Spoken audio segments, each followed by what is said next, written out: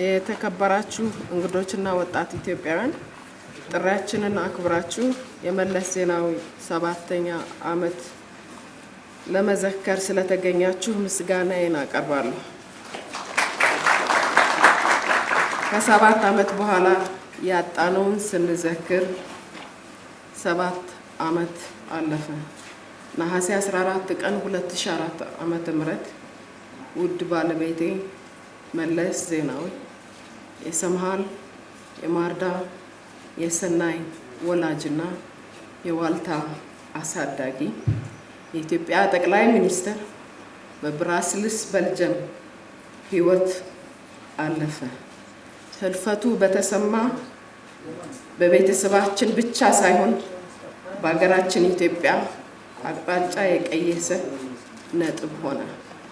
በእርግጥም እርሱ በእድሜ ወደ ሙሉ ሰውነት ከመሸጋገሩ በፊት አገሩን ለማገልገል ሙሉ ህይወቱን የሰጠ ነበር።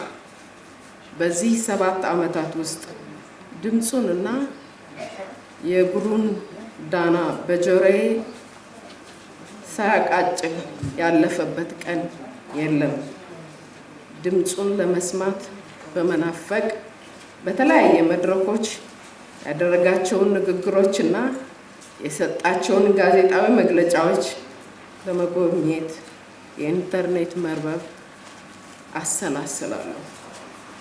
የንግግሩ ድምጽነት ከኔ የራቀ የመሰለኝ እሱነቱን መልሶ ያቀርብና ህያው ሆኖ ስለማገኘው በቃሉ ኃይል ተደስቼ መነቃቃትን አገኝበታለሁ።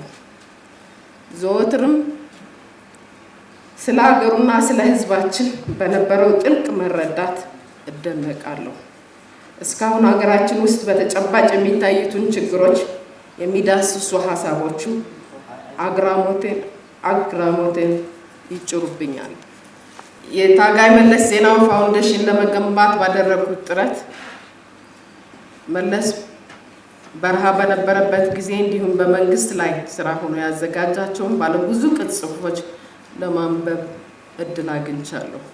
በዚህም ጥረቴ ግልጽ የሆነልኝ ነገር ቢኖር መለስ በተለያዩ ሀሳቦች ዙሪያ በተለይም በዲሞክራሲ፣ በኢኮኖሚ፣ በውጭ ጉዳይ፣ በብሔር ምንነቶች ዙሪያ የጠራና በአግባቡ የተቀመጡ ሀሳቦችን የጨበጠው ገና ኢህአዴግ የመንግስት ስልጣን ከመያዙ ከዓመታት በፊት የመሆኑን እውነታ ነው። በቅርቡም የተበጣጠሱ ግጭትና ማንነትን ዓላማ ያደረጉ ጥቃቶች በተበራከቱበት ጊዜ ያስታወሰኝ አንድ ነገር በለንደኑ ድርድር መድረክ ላይ መለስ በመንግስቱ ኃይለ ማርያም መንግስትና በተለያዩ የፖለቲካ ፓርቲዎች ላይ ያሳየውን የማያዋላዳ አቋሙ ነበር። በጥናት ወረቀቶቹ የተቀመጡት በትግል አሸንፈው አገሪቱን ከተረከቡ በኋላ በደርግ ደጋፊዎች ብቻ ሳይሆን በወታደሮቹም ላይ የሚከተሉት አካሄድ ኃይልን አለአግባብ መጠቀም ላይ ያተኮረ መሆን እንደሌለበት የሚያስገነዝብ ነበር። የአዲስ አበባ ከተማ ለተሸናፊው የደርግ ወታደር መሸሻ ሆና በወታደሮች ስትጥለቀለቅ ሊፈጠር የሚችል ፊልማ የተነሳ ብዙ እልቂት ሊፈጠር ይችላል የሚል ፍርሃት እንደሰፈነ የሚዘነጋ አይደለም። መለስ ግን አገሪቱን የሚረከቡትን ሁኔታ በገለጸበት ጽሑፍ ለፍጹም ሰላም ትልቅ ትኩረት ስለሰጠ ችግሩ ወዲያውኑ እልባት አገኘ። ሰላምን በተመለከተ የነበረው አቋም ዘላቂ ሰላም ማረጋገጥ ለድርድር የማይቀርብ ነገር መሆኑን የሚያስረግጥ ነበር። ከ2 አስርት ዓመታት የጦርነት ቆይታ በኋላ ኢህአዴግ ህዝቡን በጭቆና በግጭትና በግፍ መንገፍገፍ ተገንዝቦ ስለነበር የትግላችን ትኩረት ከነዚያ የተለመዱ የግፍ አሰራሮች በተቃራኒ የሚቆምና ይህንን ዓላማችንን ከመጀመሪያው ዕለት አንስቶ ለህዝቡ በተግባር ማሳየት የቆመ ነበር። ዛሬ ላይ ሆኜ ሳስበው አዲስ አበባን ያላንዳች ደም መፈሰስ መቆጣጠር የመለስ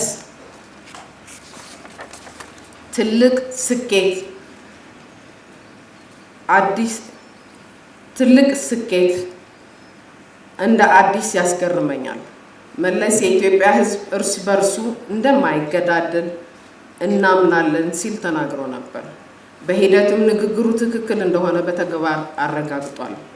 በለንደኑ የድርድር መድረክ የኢህአዴግ የበላይነት የነበረው ቢሆንም መለስ ባቀረበው መደራደሪያ ነጥብ ግን ሁሉ ተደራዳሪ ወገን እኩል ድምፅ እንዲኖረው ሆኗል።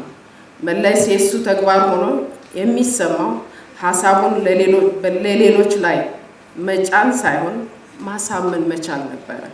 በሽግግር መንግስት ውስጥ ኢህአዴግ የመሪነት ቦታ ሊያገኝ የሚችለው ተቃዋሚዎች እንዲመርጡት በማሳመን ብቻ እንጂ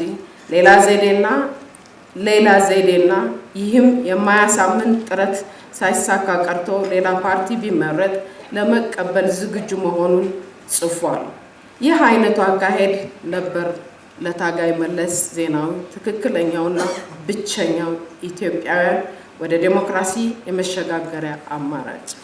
ስለ ሀገራችን የሽግግር ዘመን አጠቃላይ ሁኔታ ቀደም ብሎ ባዘጋጃቸው ትንታኔ ወረቀቶች አንብቤ በመለስ ጥልቅ እይታና ራዕይ ተደምሜያለሁ። ይዘቱ ቋሚ ህገ መንግስት ከመርቀቁ በፊት በሚኖረው የሽግግር ጊዜ አገሪቱ ሊኖራት የሚገባ የፖለቲካ፣ የኢኮኖሚ፣ ማህበራዊ ሁኔታዎችን ከውጭ ጉዳይ ጋር ጭምር ምን ሊመስል እንደሚገባ የጠቆመባቸው ስራዎቹ ናቸው። ሁሌም በአንቀጽ 39 ዙሪያ ውይይት በተነሳ ጊዜ መለስ እንደ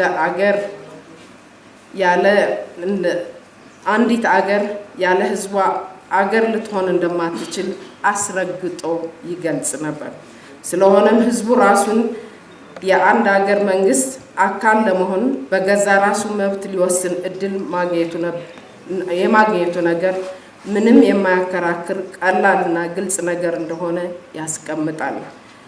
አገረ መንግስቱ ህዝቡ የሚፈልገውን እስካሟላ ድረስ ህዝቡ አንቀጽ 39ን በመተግበር ለመገንጠል የሚፈልግበት ምክንያት አይኖርም።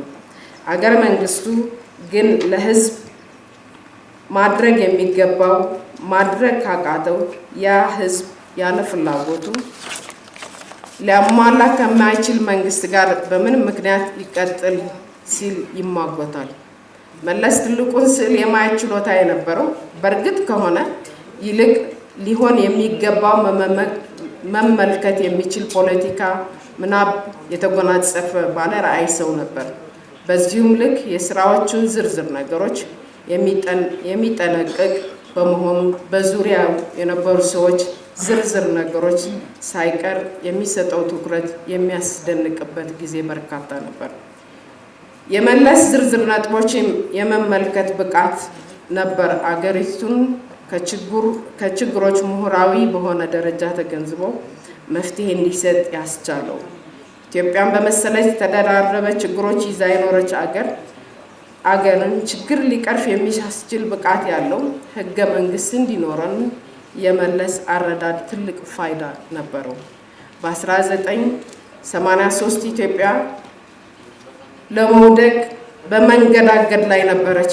በዛ ሁኔታ ውስጥም መለስ በአገሪቱ ስለሚኖረው ግዙፍ ምጣኔ ሀብታዊ አቅምና የአፍሪካ የመሪነት መቀመጫ ይዞታ ስለመቀጠል የሚያስብለው ምናቡን አድማስ ሰፊ ነበር።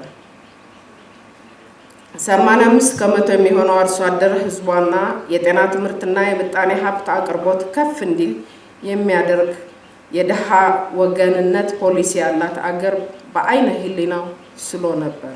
ከዛ በኋላ ኢትዮጵያ በዓለም አቀፍ ደረጃ የሚኖራትን ትክክለኛ ስፍራ ከየኩዮቹ አንጻር መጨበጥ እንድትችል አድርጓል። ይኸውም አፍሪካን ምን መምሰል እንዳለባት የጠቆመ ኢትዮጵያዊ አንጸባራቂ ምሳሌ እንደምትሆን ያስቻለ ነው። መለስ ይህንን ራዕይ የማሳካት ተስፋ ከተጣለባቸው አርሶ አደሮች ጋር ረጅሙን ጊዜውን በማሳለፍ እጅግ ደስተኛ ነበር። በእነሱ ውስጥ እርሱ ብሩህ ተስፋ ያይ ነበር።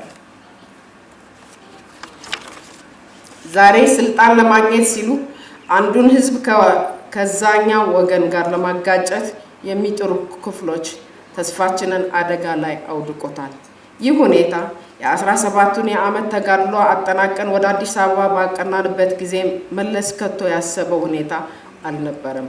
ከ7 ዓመታት በኋላ 1983ቱን ግራ የመጋባት ሁኔታ እየተመለሰ ይመስለኛል። ከድርድር ይልቅ ምርጫችን ግጭት ሆኗል። ከማሳመን ይልቅ ማስገደድ እንደ አማራጭ ይዘናል። ጊዜን ወደ ኋላ እየጠመዘዝ ይመስላል። ዛሬ መለስን በህይወት አብሮኝ ከነበረበት ዘመን ይልቅ በተሻለ እንደማውቀው ሆኖ ይሰማኛል። ለኔ በቋጠረው የፍቅር ስንኝ ከከተበበት ማስታወሻ ጋር የህይወቴ አጋሩ እንደሆን ጥያቄ ያቀረበልኝ ወጣት የምዘክርበትን እድል አግኝቻለሁ። ዛሬ ሁሌም እንደሚናፍቀኝና እንደሚያከብረኝ የገለጸበትን ቅኔውን ተረድቼዋለሁ። ይህ ደግሞ የጋብቻ ጥያቄውም ብቀበልም ባልቀበልም የሚሆን እንደነበር እርግጠኛ ነኝ። ምክንያቱም ሰውየው መለስ ነው። እርሱ ከአንተ ጋር ላይስማማ ይችላል። ያለ መስማማት መብትህን ግን ሁሌም እንዳከበረልህ ይቀጥላል። የህይወት አጋርነትን ማጣት ምን ማለት እንደሆነ አጋሩን ያጣ ብቻ የሚገባው፣ አጋሯን ያጣች ሴት ብቸኝነት ተጋፋጭ የምታዝነው ለራሷ ብቻ ሳይሆን ለልጆቿ ጭምር ነው። ከምንም በላይ ስለ ልጆቼ አነባለሁ። ብዙ ጊዜ ስለ አባታቸውና አብረው ስላሳለፉት ጊዜ ያወጋሉ። ያለፉትን ዓመታት ስለሞት ሳይሆን ስለ ህይወቱ በማሰብ ላይ ትኩረት አድርገው እንዲያስቡ ሆነዋል። ልጆቼ በተለይ ደግሞ አባታቸውም በማዕድ ላይ ሲሆኑ ይበልጥ ያስታውሱታል። የምግብ ምርጫው ቀላልና ኢትዮጵያዊ ናቸው ማለት እችላለሁ። እንደ ብዙ ኢትዮጵያዊ ሽሮና ፍርፍር ይወዳል። ቁርስ ደግሞ ዳቦና ማልማላት ምርጫው ነው።